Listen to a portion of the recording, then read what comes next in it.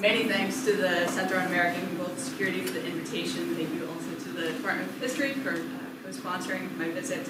I'm delighted to be here, and I look forward to hearing your questions and getting your feedback on this work in progress.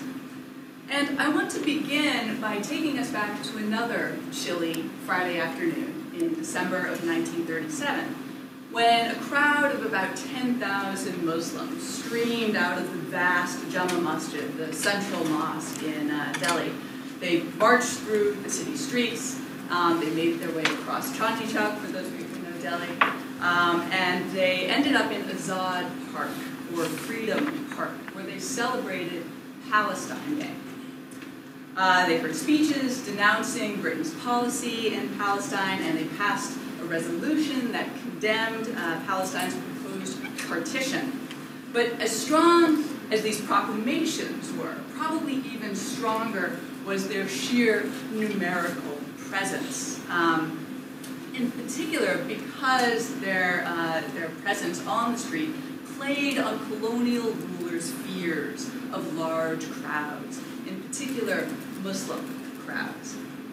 So I begin with this Palestine Day March because it highlights several key issues. It demonstrated Indian anger about events in the British-controlled Mandate for Palestine, specifically the Arab revolt that had begun in 1936, and the subsequent British plan to address Arab grievances by dividing Palestine into a Jewish state and an Arab state. Second, this Palestine Day protest played on official Indian concerns that large crowds, especially potentially violent crowds, could disrupt the very thin layer of colonial control that allowed the British to maintain their rule in India. And third, this Palestine Day protest linked the Palestine issue to domestic Indian political concerns, because the first resolution condemned British policy in Palestine, but the second resolution of the day praised the economic platform of the Muslim League, which in the late 1930s was a struggling Muslim nationalist party that was eager to raise its profile and saw in the Palestine issue a way of doing that. So as I'll show today, I hope, the Muslim League, as well as other Indian political parties, recognized in the Palestine issue a powerful symbol that could be used to rally popular support. Today I'll be making several interconnected arguments. I'll argue that at key points in time, the history of India and the history of the Palestine Mandate intersected, and then they intersected in ways that affected the trajectory of each case. And today, I want to particularly emphasize the role of the caliphate, as in particular ideas of the caliphate intersected with these Indian and these histories of India and of Palestine, with special attention to the ways that the meanings of the caliphate change over time and in different political contexts. This is part of a larger book project that examines both colonial and anti-colonial connections between Palestine and India, both of which were strategically vital parts of the British Empire from the 1920s through the 1940s. Methodologically speaking, this is transnational history, or to be more precise, it's really transcolonial history, because it examines the flow of people, things, and especially ideas across colonial borders. And I'm particularly interested in the connections that these flows create, and in some cases the connections that they disrupt. So today I'll focus on connections between anti-colonial activists in India and Jews and Arabs in Palestine, although I will also be paying attention to British views of these connections. And I'm going to focus on two key periods, 1936 through 1938 and 1947 through 1948. So today I'll begin by outlining the development of British fears of Islam, particularly violent manifestations of Islamic feeling, and in particular, violent manifestations of such feeling that could cross national or colonial borders. I will discuss the role that the caliphate played in this process, and then I'm going to focus on 1936 through 1938 as a transitional period in relation between India and Palestine. And then move to 1947 through 1948 as a second key period, but a period when we see the dynamic of these relations dramatically changing. So moving now to British fears of Islam. In 1857 and 1858, famously, Indians revolted against British rule. And although the British put down this uprising in convincing, not to say brutal, fashion, it left them fearful for decades afterwards, in part because many Britons interpreted it, and this is, as we know now, an incomplete interpretation, but they thought of it primarily as a Muslim-led rebellion. Over a decade later, in 1870, the Indian viceroy asserted that being constantly on the lookout for disturbances among Muslims, quote, is one of the most important duties of every officer in India. And in the early 20th century, a young Indian civil service officer observed that the specter of the 1857 uprising remained, quote, a kind of phantom standing behind official chairs. I love this phrase, and I think it's really a very accurate summary of the situation. After 1858, many Indian Muslims, and I should specify here that this is primarily Sunni Indian Muslims who are the majority in India, found solace in the position of the Ottoman Empire as the greatest Muslim power of the day. And over the late 19th century and into the early 20th century, there arose a fairly broad feeling among Indian Muslims that the Ottoman Sultan was in fact the spiritual leader or caliph of the worldwide Islamic community, or the Ummah, which meant, therefore, that he was the caliph or a spiritual leader of Indian Muslims as well. British concerns about the power of the caliphate, so here we're talking about a meaning of the caliphate as a danger, as a threat, emerged in the mid-1870s. In 1876, Viceroy Lytton wrote to British Prime Minister Benjamin Disraeli, quote, "The simple truth is this. If 30,000 Russians crossed the frontier tomorrow and attacked us, we could rely on all our Mohammedans to rally round us and oppose them. But if 3 Turks were to land at Bombay with a message from the Sultan commanding the faithful in India to proclaim a jihad against the British government, our whole Mohammedan population would, however, reluctantly obey the mandate." And part of what is significant here is that Lytton is comparing the power of the caliph with the risk of Russian invasion. And a Russian invasion of India was one of Britain's primary fears during this time. This is, of course, what Rudyard Kipling later called the Great Game.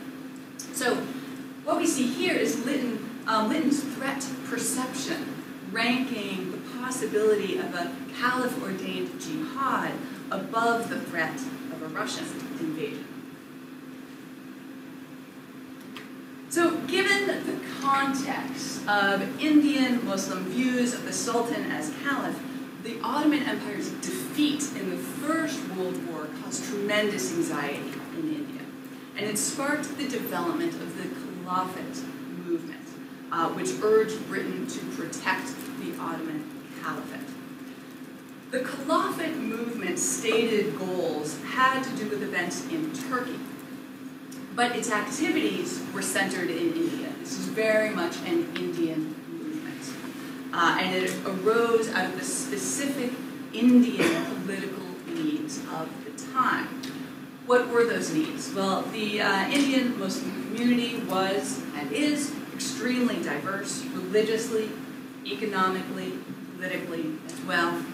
And so Indian Muslim political leaders needed a means of consolidating this very diverse community. And the caliphate was a potent symbol that allowed them to do just that.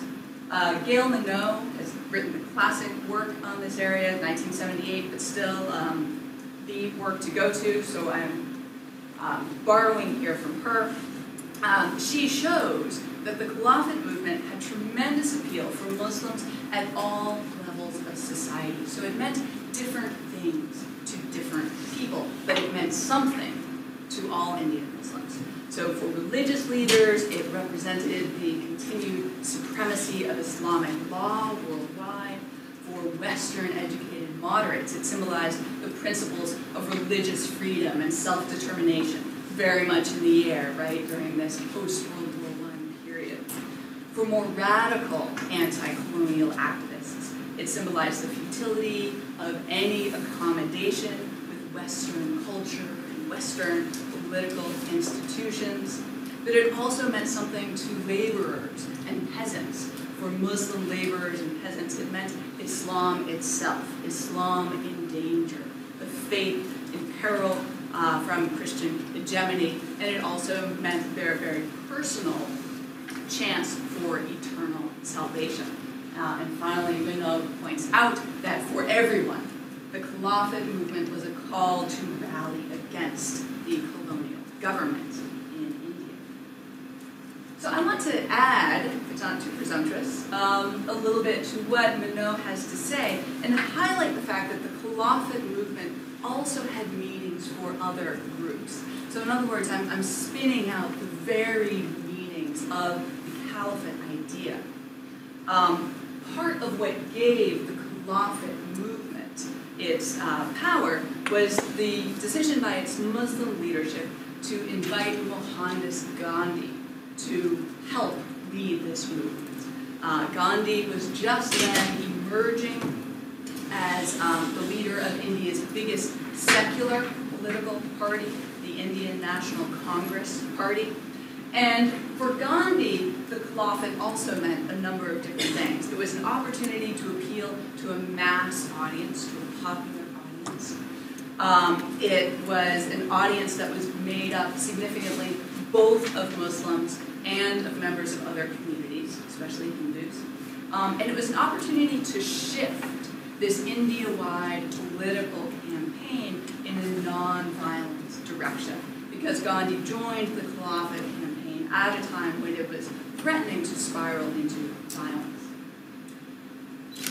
The Caliphate also meant significant things to the British. From a British perspective, the Caliphate movement was terrifying, because not only did it rally Muslims from all walks of life, as we've seen, but they were joined by members of the Indian National Congress, of this secular party under Gandhi's leadership.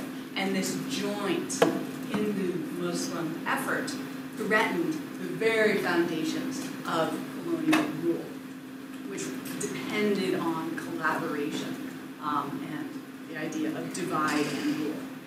So in other words, the Caliphate was a powerful symbol, and it was also a dynamic symbol. It was a symbol whose meanings changed according to who was viewing it and to the context that they viewed it in. In this case, the context of British-ruled India. Now, the Caliphate movement suffered a fatal blow in 1924 when Mustafa Kemal, later Ataturk, leader of the new secular Republic of Turkey, abolished the Caliphate. And yet, the Caliphate movement retained tremendous symbolic power, particularly in the British official mind, as an example of the potential threat posed by transnational or transcolonial Islam. So the practical accomplishments of the Caliphate movement were extremely limited. It was not successful, but it resonated for decades in the background of British policymaking. The Caliphate movement is also significant for the purposes of today's talk because Gandhi made his first comments on Palestine against the backdrop of the Caliphate movement. In March and April of 1921, he said, "No foreign influence, direct or indirect, over the holy places of Islam will ever be tolerated by Indian Muslims." no canon can possibly justify the gift by the Allies of Palestine to Jews. It would be a breach of implied faith with Indian Muslims in particular, and the whole of India in general. Another statement around the same time, Gandhi said, "I would like my Jewish friends to impartially consider the position of the 70 million Muslims of India. As a free nation, can they tolerate what they must regard as a treacherous disposal of their sacred possession?" So Gandhi's emphasis on Jewish control of Palestine as, quote, a breach of faith with the whole of India, combined with this call to Jews to consider Indian Muslim opinion, is an early indication of Gandhi's view that India and Palestine were inextricably linked. And this brings me to my central story, connections between Indians and residents of Palestine in the 1930s and 1940s. Throughout the 1930s, British authorities were closely monitoring Indian feelings about Palestine, which indicates British fears that Palestine could, like the Caliphate, arouse Indian unrest. And British intelligence reports from this period show that the two issues, Palestine and the Caliphate, were already intertwined in colonial thinking. A secret report by British officials in India about the visit to India of the Mufti of Jerusalem, who was an important Arab leader in Palestine, described the Mufti as, quote, raising the Caliphate bogey again with Indian Muslim leaders. I think this is a really interesting phrase, the Caliphate bogey. What exactly did the British mean by it? Well, the British don't tell us directly. British officials very rarely articulated what they meant by this or similar terms, which I think implies that they assumed their colleagues shared their understanding of what it meant. But I would argue that the Caliphate bogey for British officials meant a movement that could do two things. It would effectively challenge colonial authority by, second, exploiting Muslim grievances. Another point that emerges from the British documents is that the Palestine problem was beginning to replace the Caliphate as an issue that consistently drew Indian Muslim interest and also raised their anger. But I also want to suggest here, and I think this is important, that British apprehensions about Indian reactions to events in Palestine may have been something of a self-fulfilling prophecy. That these fears may themselves have contributed to a spike in Indian interest in 1936. Because this spike in 1936 comes after years of inattention to these. In 1936, Arabs in Palestine launched a mandate-wide strike that became a violent revolt, a revolt that lasted on and off until 1939. And this uprising drew Indian attention to the mandate in an unprecedented way. Much more attention than previous Arab outreach efforts, like the Mufti of Jerusalem's 1933 visit to India.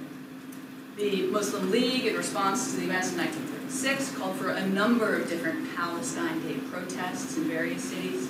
And the Viceroy was concerned about these gatherings, but his primary worry seems to have been maintaining an aura of strength.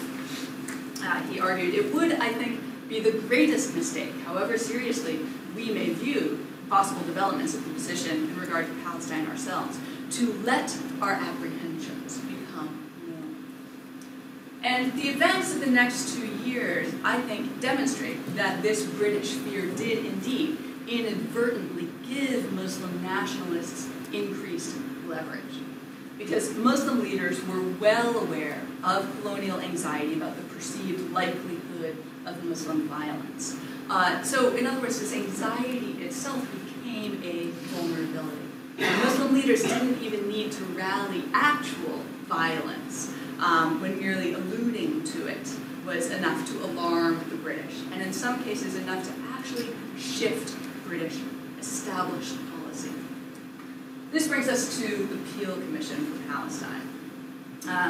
Meanwhile, in Palestine, in late 1936 and early 1937, a royal commission headed by a former Secretary of State for India, Lord Peel, so became known as the Peel Commission, was investigating the causes of the Arab revolt. And after months of hearings, it concluded that there was no way to reconcile Arab and Jewish interests under the British mandate.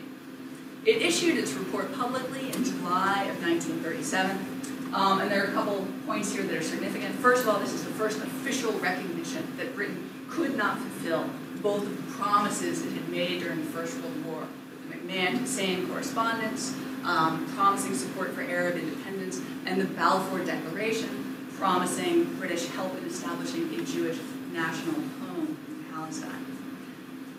Second, the Peel Report recommended, as a result of this recognition of this incompatibility, that Palestine be partitioned into two states, one Arab and one Jewish. And this met with a mixed to negative reception. Zionist leaders welcomed the promise of a sovereign Jewish state, although they felt the Peel plan didn't go far enough.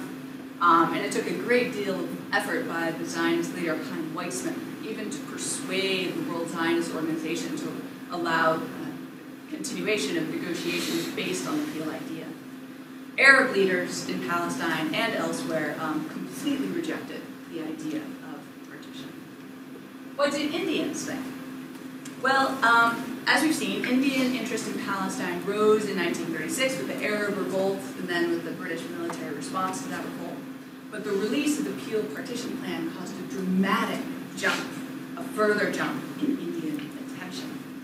And I'm just going to summarize this very quickly, but there's a fascinating letter written by the Indian Muslim poet and politician Muhammad Iqbal that sums up the response of the Muslim League to the Peel idea. Iqbal wrote to the president of the Muslim League, Muhammad Ali Jinnah, who later became the father of Pakistan, to urge him that the League's upcoming annual meeting should focus on Palestine, because, he said, doing so, quote, will at once popularize the League and may help the Palestine Arabs.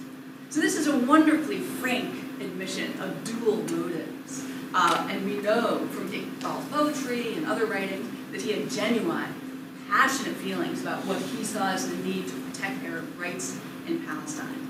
But at the same time, he recognized the political benefit to be had by invoking, in particular, the protection of Muslim holy places in Jerusalem. So this is an Islamic symbol potentially as powerful as the Caliphate itself. The League was not alone in doing this. The Indian National Congress, the secular political party, was also bringing popular attention to the Palestine issue, although its leadership, especially Jawaharlal Nehru, who himself went on to become the first Prime Minister of independent India, saw Palestine through a very different lens than Iqbal did. And Congress, in a statement released by its Foreign Department, which was very much inspired by Nehru himself, called Palestine, quote, the Holy Land of British imperialism. So this is another fascinating, very carefully chosen phrase that I think is designed to catch the attention of Muslims who are concerned about the status of sacred sites in Palestine, but at the same time to emphasize the importance of the British colonial presence there, framing the Palestine issue as primarily a problem of anti-colonialism. So we see both Congress and the League motivated to win the attention of the Muslim masses. And the crucial context here is the Indian provincial elections of 1936 and 1937. Congress had done very well in these elections, but recognized that it needed to win more Muslim votes. So it wanted to appeal to Muslims in order to strengthen its claim to be an India-wide secular party. The Muslim League had done poorly, so it desperately needed to attract Muslim voters in order to legitimize its claim to be the voice of South Asian Muslims. But both parties also had additional motivations to use Palestine as a rallying point.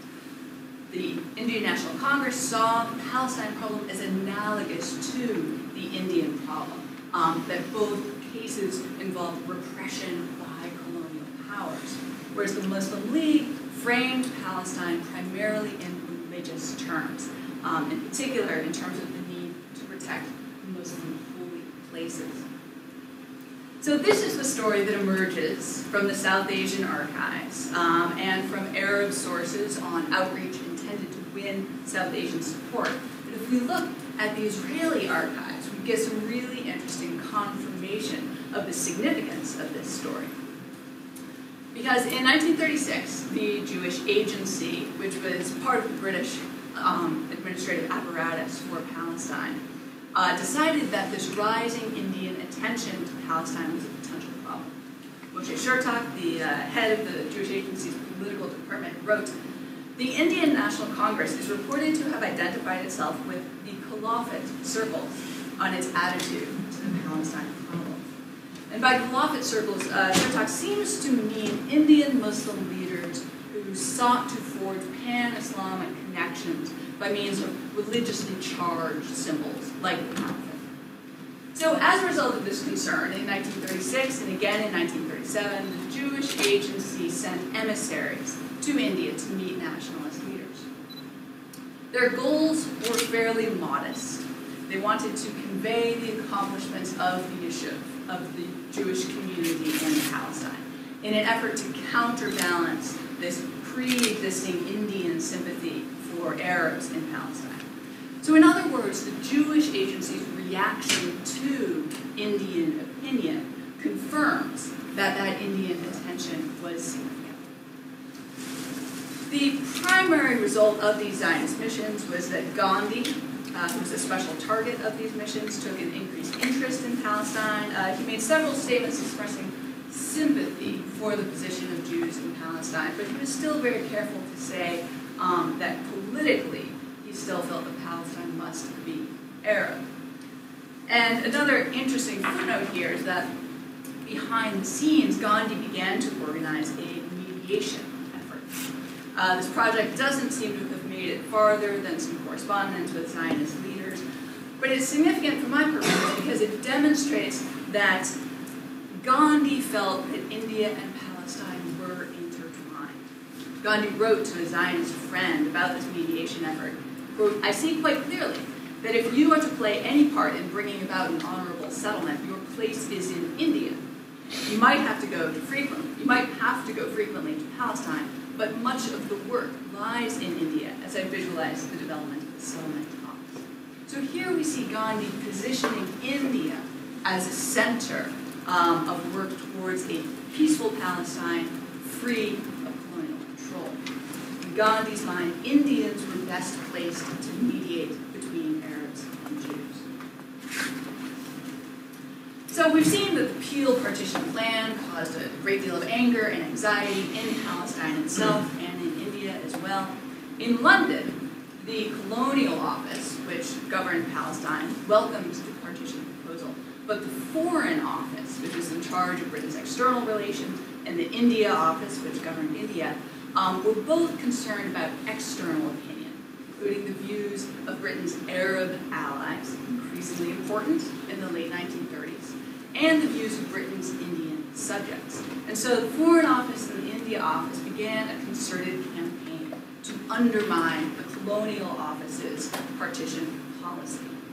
As a result, British authorities in London hesitated over implementing partition in Palestine. And this hesitation inadvertently opened up new space for Indian pressure to shape policy in Palestine.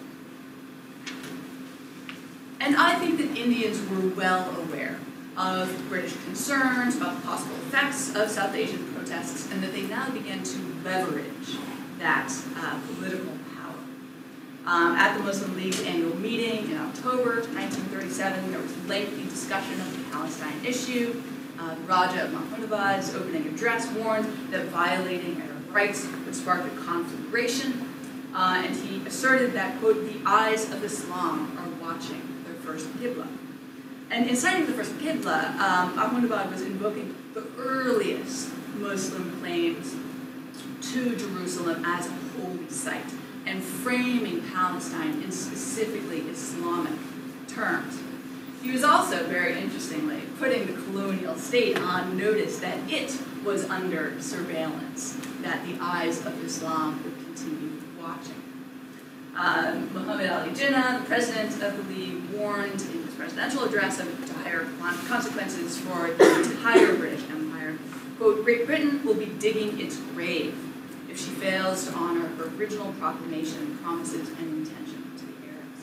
And Jinnah's reference to Britain digging its grave could be interpreted, particularly by imperialists conditioned to fear Muslim uprisings, as threatening violence.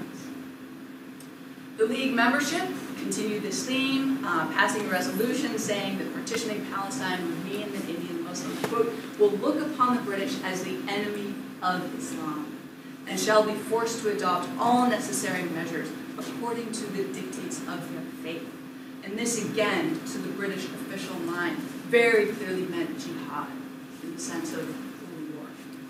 So overall, these League statements are very effectively addressing two audiences: the Muslim voters that it sought to rally under their flag, and the British authorities whose policies they sought to change.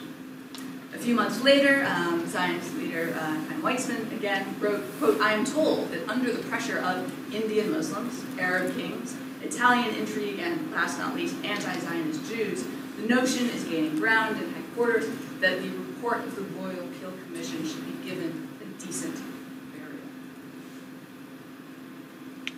Now, it's worth noting that the ways that Indian reaction in regard to Palestine were related to the earlier Caliphate movement. And this relationship between events in the late 30s and the Caliphate movement in the early 20s, this relationship is less in the minds of Indian activists themselves than it is in the minds of outside observers who repeatedly connected the two. The Viceroy noted that Congress saw the Palestine issue as a means of attracting Muslim voters, which he referred to as attempting, quote, "to repeat the Caliphate coup." Another late 1937 Zionist visitor to India wrote, quote, "I suspect that the feeling over Palestine has been deliberately roused by the Muslim leaders, Jinnah, Muslim League, for the very purpose of cementing political unity of the Muslims in the face of Congress erosion. For this purpose, an extra Indian issue was particularly useful, vide the Caliphate agitation of the early 20s, because it allows the leaders to slur over disagreement on Indian issues." So remember that sense that the 1857 uprising was a phantom standing behind official chairs? Here we see the Caliphate movement as another spectral presence that continues to haunt Indian politics, and especially British views of Indian political dynamics. And since Halloween is coming, I'll also note the idea of the Caliphate bogey, which conjures up the image of the Caliphate as something phantasmagoric, something illusory. And yet these phantoms, or perhaps more precisely, these phantasmagoric British fears, had concrete results, had very real impacts in the form of policy changes in Palestine, where the British ultimately, in 1938, backed away from their earlier support for a Jewish state. And they did so in hopes of maintaining good relations with their Muslim and Arab subjects and allies. So for complicated reasons that very much included Indian Muslim reaction, in 1938, the British government officially rejected the Peel Partition Plan, and this, combined with other policy changes in 38 and 39, helped to calm both the Arab revolt in Palestine and reaction in India. World War II brought a lull in Indian Muslim protests for various reasons. Even so, and even though now we're talking about the early 40s, so the Caliphate movement is a full 2 decades in the past, it still haunted British official thinking. A high-ranking British administrator told the Viceroy in late 1944, quote, "At the end of the last war, the Muslims joined the Congress over the Caliphate question. There is no Caliphate now. The only corresponding problem is that of the Jews in Palestine." So I think we see the Caliphate idea and the Palestine issue very much intertwined in the thinking of a whole range of actors. After the Second World War, there emerged new kinds of connections between India and Palestine with a very different dynamic. In South Asia, the Muslim League's campaign for Pakistan, a Muslim state, was reaching a new peak. In August of 1947, Britain would partition South Asia into two new states, India and Pakistan. In Palestine, at the same time, British fatigue was also reaching the peak. And after decades of on and off discussion about how best to partition the mandate, the British would completely abandon not just their support for a Jewish state, but the mandate itself, handing it over to the United Nations. And one of the really interesting connections here is that some supporters of the Pakistan idea, so some members of the Muslim League pushing for this independent Muslim state, had earlier drawn analogies with Palestine, arguing that South Asia's Muslim minority had as strong a claim to an independent state as Palestine's Jewish minority. And we see some similar thinking in Zionist sources from this period.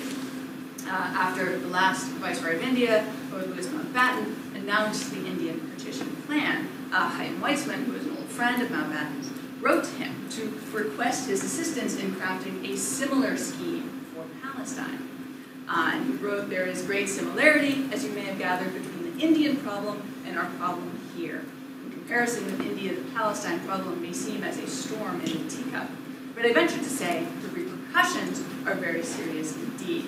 I believe that a Palestinian Pakistan would be a rational way out."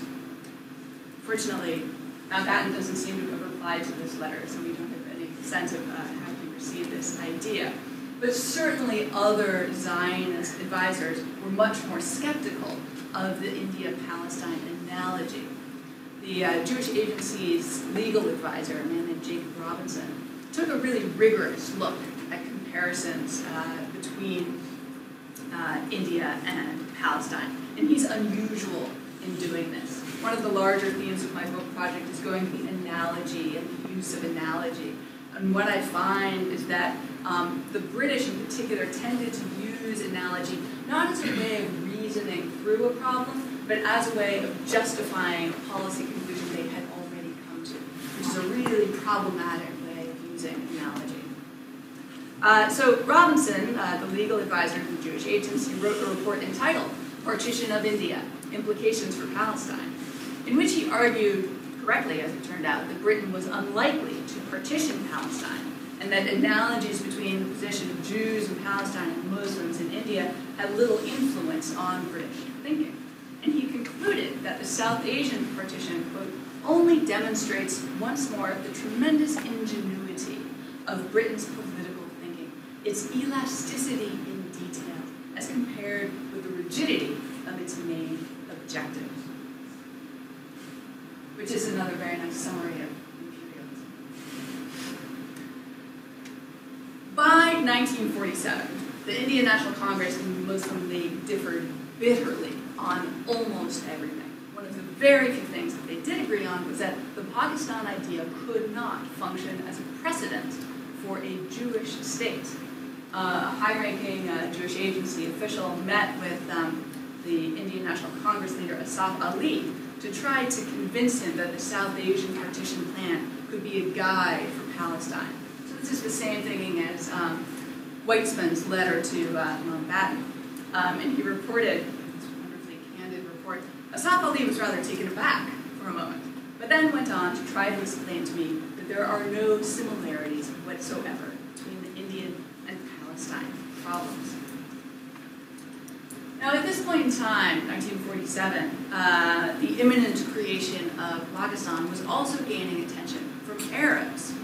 But they also had a very problematic relation with this idea. In the June 1947 interview with Jinnah, the leader of the Muslim League, an Egyptian newspaper reporter emphasized, quote, the difficulties for the Arabs if they approved Indian Muslims' stand on the partition, because their approval of this principle would provide justification to the Zionists for partitioning Palestine. India and Pakistan were partitioned on August 15, 1947. I can talk more about the repercussions of this division during the Q&A if there are questions. For now, I'll just say that it created both tragedy to joy, tragedy as some 500,000 people were killed. The largest mass migration of the 20th century took place, with people forced into exile in both directions across these new borders. But also joy, as Indians and Pakistanis rejoiced in the accomplishment of having thrown off colonial rule. In late 1947, when the Palestine problem went to the United Nations, which formed a special commission to try to craft a solution, both India and Pakistan argued vociferously in the UN against these new proposals to partition Palestine. Pakistan's representatives, Zafrullah Khan, argued eloquently that there was no similarity between British India and Palestine, and thus no reason to look to Pakistan as a precedent for a Jewish state. So what we see here is a striking shift from the late 1930s, when Indian political leaders eagerly highlighted similarities between India and Palestine as a means of supporting Arab claims to Palestine, versus what we see in the late 1940s, when these same leaders recognized that the India-Palestine analogy was now something that ran counter to those Arab claims. So the analogy that was useful in the late 1930s was now problematic in the late 1940s. Zafrullah's arguments against a Palestine partition were unsuccessful. On November 29, 1947, the UN General Assembly voted in favor of yet another partition plan for Palestine. This is one of a long series of partition plans, a plan that failed because, in part because the British refused to cooperate with the United Nations. And there's a delicious irony here, the British practicing non-cooperation, which Gandhi had, of course, used to effectively against it. And also this plan failed because the Civil War that engulfed Palestine in late 1947 and early 1948, the Civil War that became an international conflict, the first Arab-Israeli war after May 15th, 1948, because as the last British forces withdrew and Zionist leaders declared the creation of Israel, Arab armies moved into Palestine. So there's this tremendous irony that after lengthy discussions of how exactly to partition Palestine, while at the same time a concerted effort to avoid talking about how to partition India and Pakistan, the British ended up dividing India and Pakistan, and then just a few months later, not dividing Palestine, but in fact abandoning it to whatever might happen.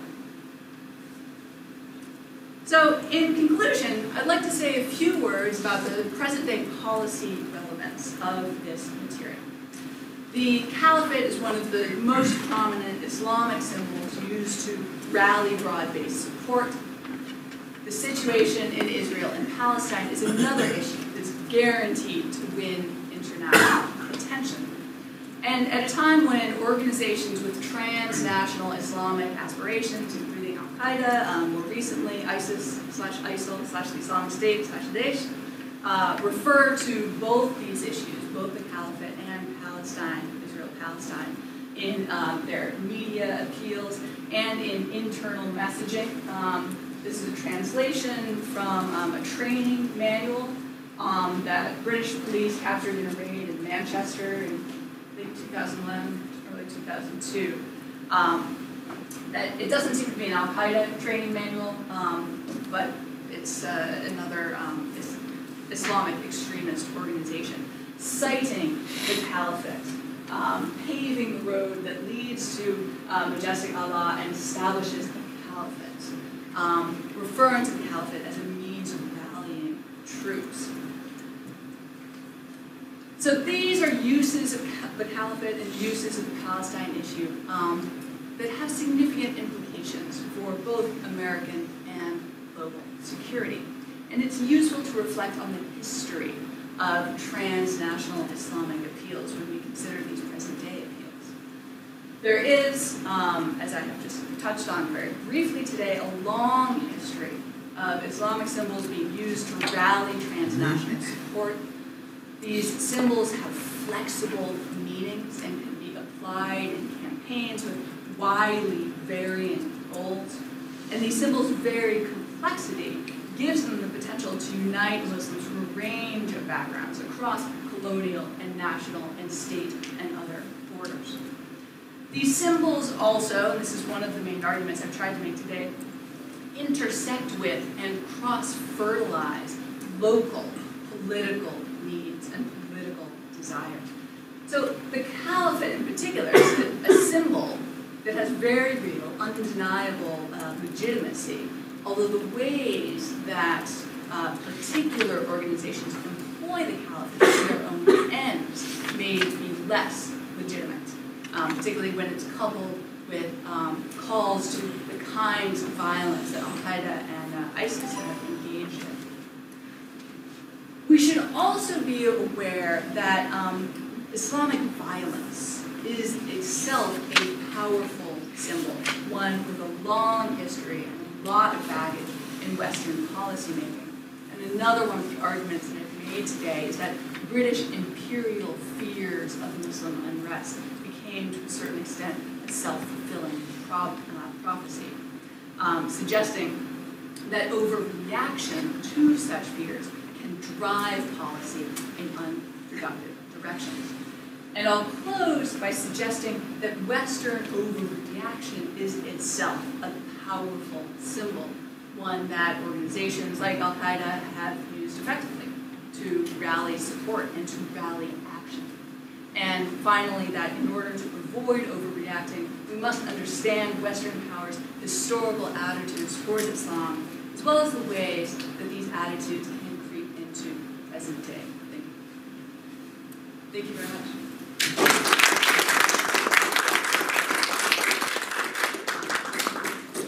Thank you for that extraordinarily sophisticated and sweeping talk, and remarkably lucid and well-organized too. Do you want to handle your own questions? Sure. Yeah. So the floor is open. Any questions? Yes. I'm going to ask you what is called in the law of Wadir question, which is to make sure first that I understood what you said, because your answer to that will dictate whether I have a follow-up question or not. You did make a distinction at one point in your talk, noting that the issue of the caliphate resonated in particular with Sunni Muslims. Yes. And then you never sort of came back to the distinction again. So here's the question that I'd like clarified. Did you mean to suggest that then on the issue of Palestine, did you also mean to suggest there was a distinction between Sunni and Shia Muslims in India? That is a very helpful question. Thank you very much. And no, I don't. I think in that sense, the Palestine issue was almost a more useful symbol because it appealed not just to Sunni Muslims, but to Shia Muslims as well. At least that's my sense from the primary sources. Thanks for bringing up that distinction. I would also wonder if, in just before the period that you covered, of course, the British began in 1914 their invasion of Iraq. And although obviously the Sultan was also Caliph, again in the Sunni world, the Shia clerical establishments, the Maraja, the Shia clerical establishment issued fatwas which declared jihad on the British. So in support of the Sunni Caliph, the Shi'is issued a call to jihad for the followers against the British. So I'm just wondering if there aren't some analogies there to be pursued in the case of India. I don't know, it just seems to me an interesting topic. Yes, thanks a lot for the suggestion. I guess my initial reaction to that is that anti-colonialism is itself a powerful tool for rallying support that can span both Sunni and Shia Islam. Yes? The question is that does Islam really have eyes? And methodologically speaking, how we consider assigning characteristics to religion which doesn't have any agency itself? And my other question is that if there weren't Islam or Caliphate, what would be the reaction of those Indian people to colonial power? And what would be their mobilizing symbol? Sorry, could you repeat the second And question? if there weren't Islam or Caliphate, If there were no caliphate? yeah, were no Islam or no Caliphate, what would be the reaction of those Indian Muslims, Indian people? And what would be their mobilizing symbol in this case against the colonialism? Yeah, well, what if questions are always difficult. So what other, well, I think the development of Pakistan and the failure of the caliphate are actually related, because when the Khilafat movement collapsed in the early 1920s, Indian Muslim political leaders sort of looked around, Iqbal in particular is important here, and said, we need another rallying force. We can't necessarily look to the broader Muslim community. We have to come up with something ourselves. And he begins in the late 1920s, particularly 1930, to develop what becomes the intellectual underpinnings of the Pakistan idea, in part because of the failure of the Khilafat movement. Your first question, does Islam have eyes? That's a great question. I think part of what, so those are not my words, obviously, I'm quoting from these Muslim League speakers, but part of what's going on here is that this is really a very presumptuous claim by members of the Muslim League to be speaking for Islam, all of Islam. And I think a lot of Muslims in other parts of the world would have problems with that. So yes, it's a very broad, overreaching claim. Yes? So I'm not entirely clear on this, but my understanding was that Jinnah during the Khilafat movement was actually opposed, Yes. both to Gandhi's involvement in it and sort of to the movement overall. Yeah. So what changed for Jinnah? Was it his correspondence with Iqbal? Was there some political change that brought him to support the Palestine? Jinnah is still, in a lot of ways, a very mysterious figure. This has come early in his career as a member of both of the Muslim League and of the Indian National Congress, who's hailed as, quote, the ambassador of Hindu Muslim unity, who's a staunch secularist, who actually leaves Congress because Gandhi is too radical for him and he favors constitutional methods. But then by 1946, can bid farewell to constitutional methods and declare Direct Action Day, which turns into really horrific violence. So I think that's a really difficult question to answer. Yes, I do think that Iqbal was particularly influential in moving Jinnah towards this emphasis on Palestine. But in terms of this arc from staunch secularist to seeming to advocate violence to, once he gets Pakistan, returning to this very important statement that Pakistan is a secular land. You are free to go to your temples. You are free to go to your mosques. It's difficult to fit all of that together. Yes? Go ahead.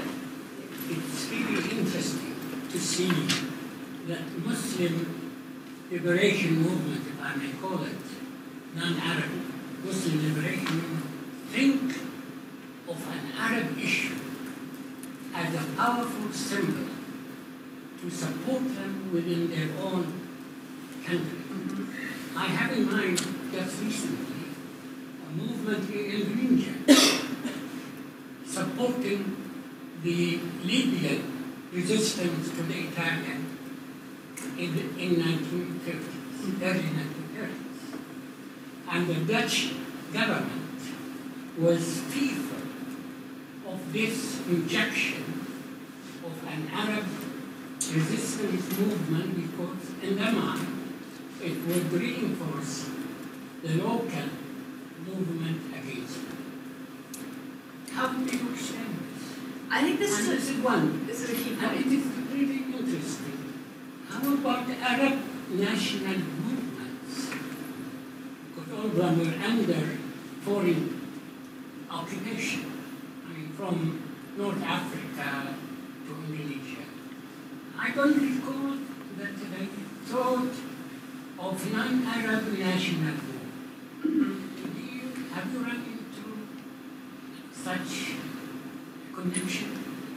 think this is a really interesting point. And part of what happens after the failure of the Khilafat movement is that there is a fairly broad-based feeling among Indian Muslims that getting involved in Arab issues is just not going to help them out. It's not worth it. That they didn't get any Arab support for the Khilafat movement. This was very frustrating.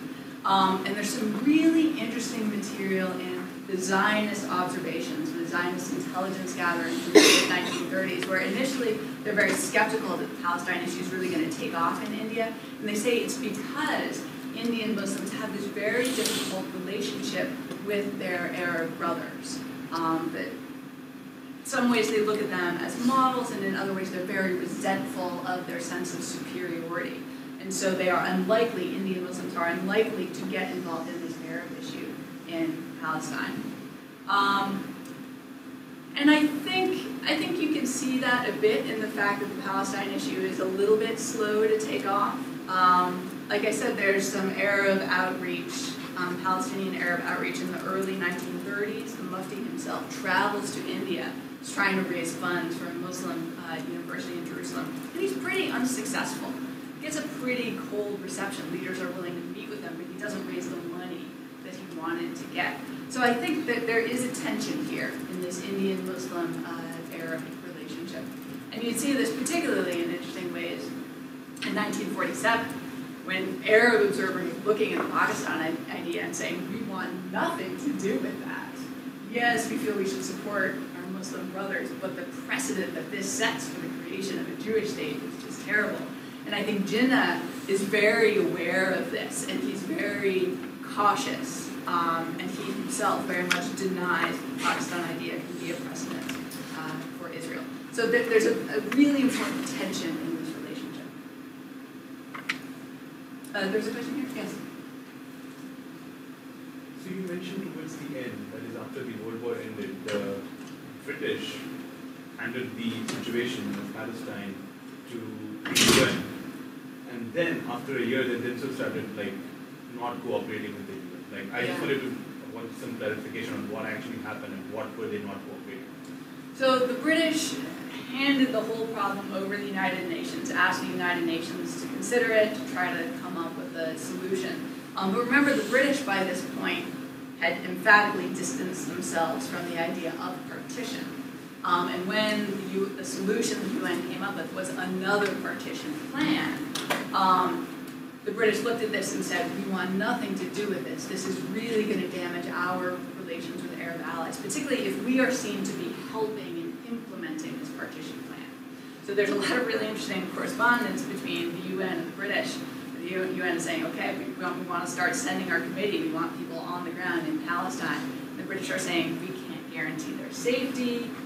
We're not going to cooperate with you, because if we did, that would completely undermine the last vestiges of authority that we have in Palestine. And think the law and order situation would completely fall apart, although in reality it's already pretty dire. So the British feel that they can't risk cooperating with the UN because they'll completely lose the Arab allies that they now feel are so much more important than their Jewish friends. Yes?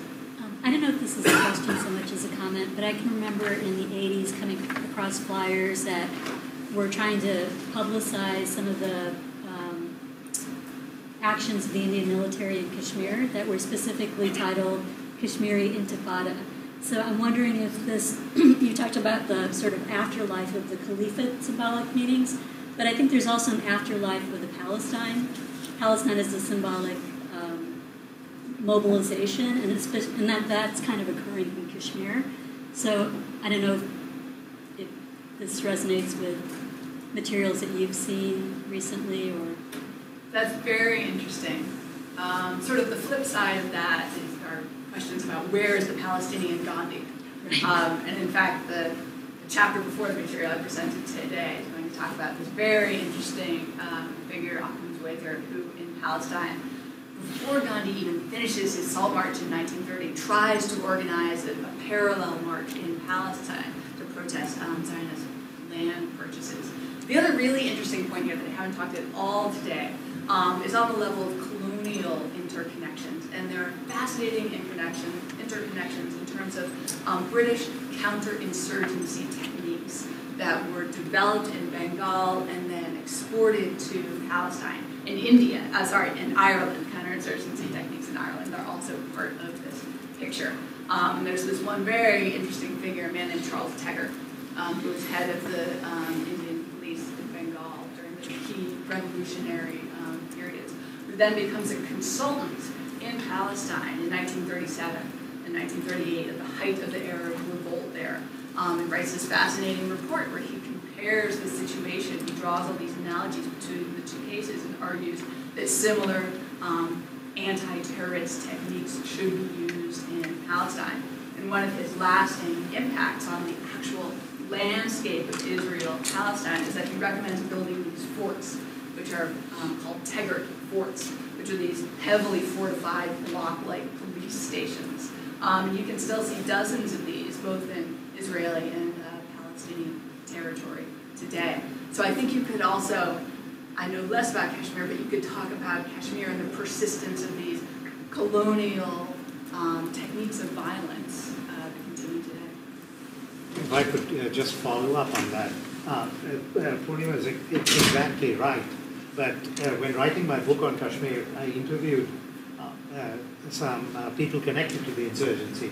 And several of them said to me that we saw the Palestinians with rocks taking on the might of the IDF. By God, if they could take on the might of the IDF with rocks and occasional Molotov cocktails, why can't we take on the forces of India? So there was clearly a connection. And it was reinforced by the fact that because of India's intimate association with the Arab world, at the University of Kashmir in Srinagar, there was a substantial number of Palestinian students who had participated in the Intifada. And they talked to their young counterparts and said, you guys are a bunch of wimps. You can't take on the Indian forces. We, armed with rocks, have taken on one of the most sophisticated militaries in the world. So there's clear connection. On the second part, on the counterinsurgency, you're exactly right. And Faisal will back me up on this. One of the first things the British did in counterinsurgency in Iraq was the use of air power, of strafing villages. The Indian Air Force, as early as 1954 or 52, I forget the exact date, strafed villages in the northeast and essentially wiped out a village. I forget the exact date, I can get it for you. Nehru found out about this, and he was apoplectic. He said, these people are misguided citizenry. They are not enemies, and you may never do this again. Interesting. He was absolutely horrified that they had simply carried on. But, what did this Air Force had served a colonial regime until the 14th of August, 1947. Well, I know there was discussion of using air power against violent mobs in Punjab in 1947, and then Nehru said, absolutely not. Right. But he discovered this massacre and was just absolutely apoplectic and said, I have the exact quote, he says, these are misguided citizenry, not your enemies. If I may add, as we say in Arabic, if I may add a verse to your poem, in fact, Winston Churchill authorized the use of poison gases in Iraq in 1920. He was colonial secretary at the time. He said that he could not understand the squeamishness, that's his word, squeamishness, about the use of these gases against barbarous Arab tribes, although they were also used against the Kurds in the north. Churchill is allowed to answer. Any other questions you can answer? Yeah, yes, Brandon. I spent a very pleasant hour or two with your book this afternoon, and I was really excited the way you used maps to sort of argue the ways in which the Radcliffe Commission went about deciding how it was going to partition Punjab. And I wonder if in this new project that you have that you presented today, I think it's a book project, yes. right? I wonder how that might also be informed by sort of spatial understandings of Palestine, of these moves to create a Muslim state in the subcontinent. And what, if you have any thoughts about how that sort of spatial reckoning might have a role to play in this story today as well? You know, that's a great question. I have to say, when I started this project, I really thought it was going to have a pretty strong cartographic element, in particular discussions of partition in both India and in Palestine. And I've ended up moving in different directions, but I'll tell you about the most interesting map I've discovered.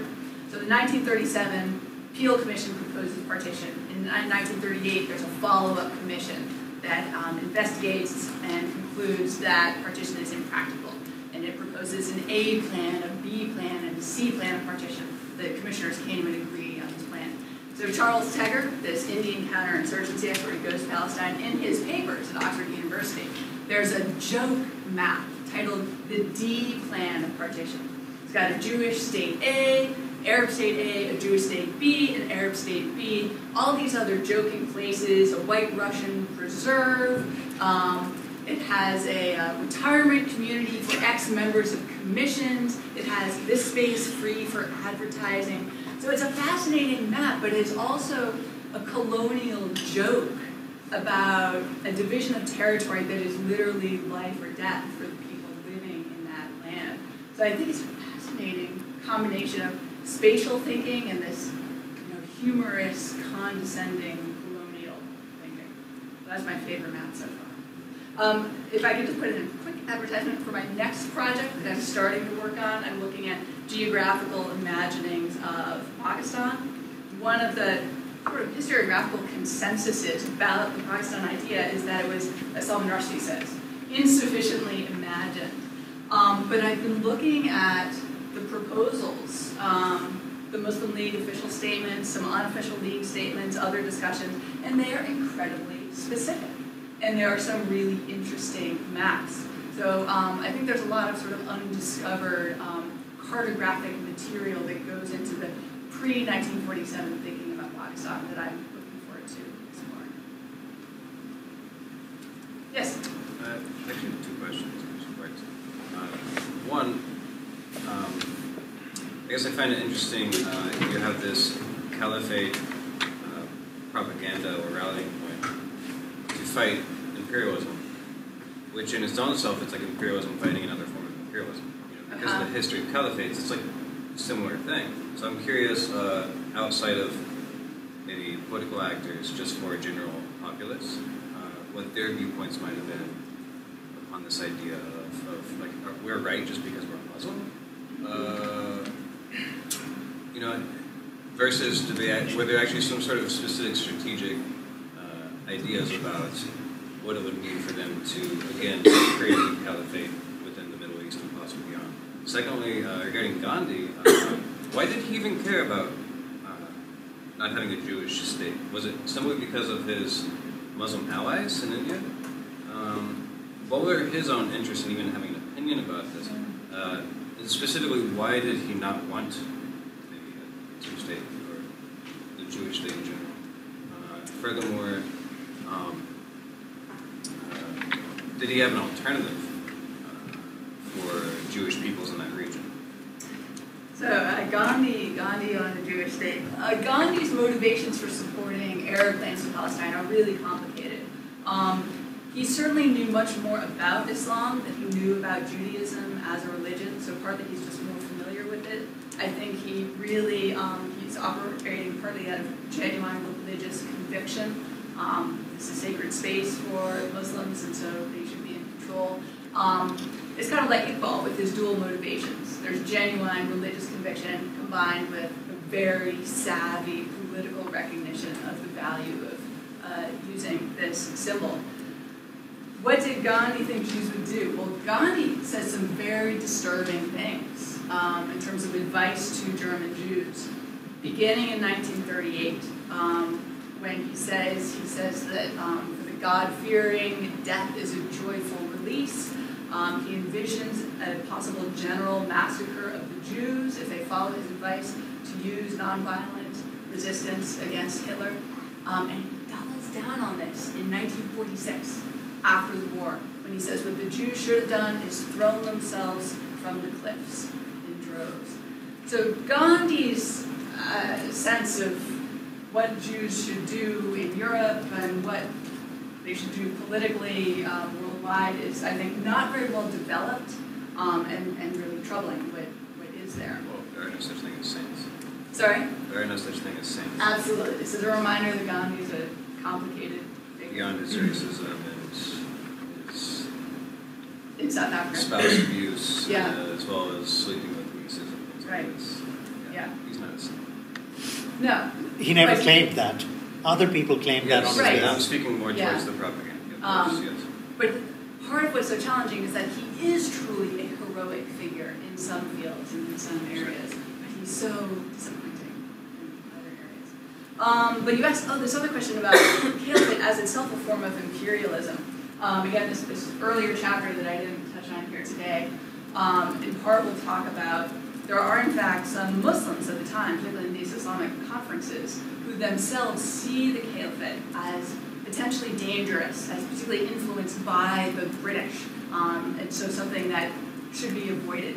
And it's interesting that the British are seeing the caliphate as such a potentially dangerous pan-Islamic rallying point at the same time that some of these pan-Islamic activists themselves have grave doubts about the... Any other questions? If not, Lucy will bring this to a close. Thank you all Thank you very so much. very much.